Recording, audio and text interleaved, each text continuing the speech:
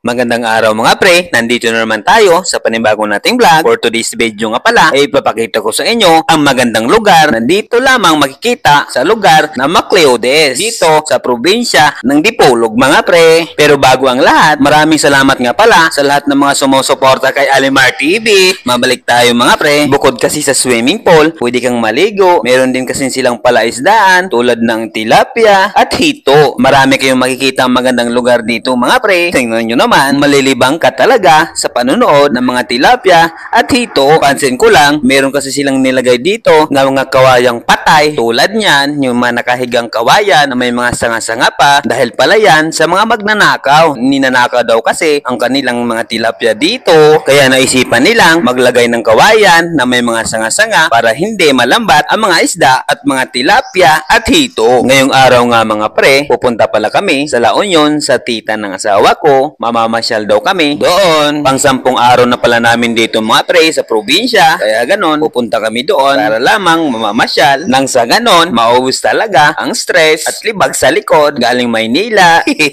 Alam mo yun naman, napaka-stress talaga pag nasa Maynila. Dahil na rin sa kapitbahay mo, napaka-marites.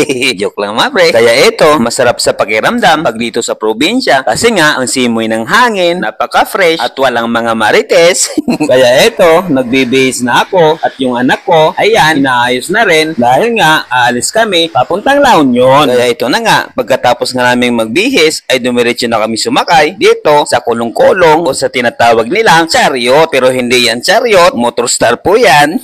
So ito na nga, habang dito kami sa loob ng chariot, napansin ko lang yung anak ko ay tuwang-tuwa, excited na makapunta ng La Union, pati din naman ako. Nagpapasalamat nga pala ako kay Ate Michelle sa nag-aalaga ng anak ko. Maraming salamat sa iyo ate. Sobrang ang galing mo mag-alaga sa anak ko. So kaya ayan, malusog po siya. Maraming salamat sa iyo. Sobrang nagpapasalamat talaga po ako sa iyo, Ate Michelle. So sa mga gusto palang magpapaalaga ng anak, contact nyo lang po si Ate Michelle.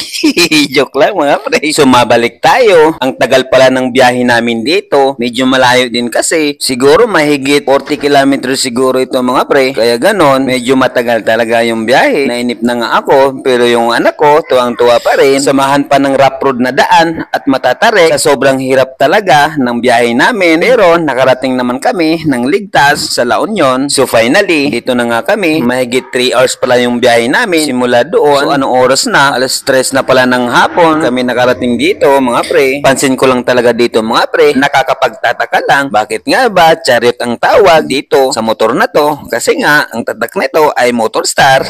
So comment naman kung anong tawag sa motor na to sa lugar nyo. Comment down below. Pansin ko lang dito mga pre, meron silang alagang wildcat. Pero bakit ganon? Kulay puti ito. Sa amin kasi, sa probinsya namin, ang wildcat doon ay hindi kulay puti, kundi kulay itim. Pansin ko lang din, yung alaga nila dito ay wildcat. Sa Maynila naman, kung hindi aso, pusa. At sa lugar na ito, sa La Union, laging umuulan. Pero bakit ganon? Doon sa Maynila, bihira lang yung ulan. Kaya siguro, laging may basa Maynila kahit kunting ulan lang. So tingnan nyo naman, ayun na naman yung ulan, ang lakas na naman. Kaya mga pre, sa video na to, wala tayong intro, kaya wala din tayong outro. Dito lang mga pre, bye bye!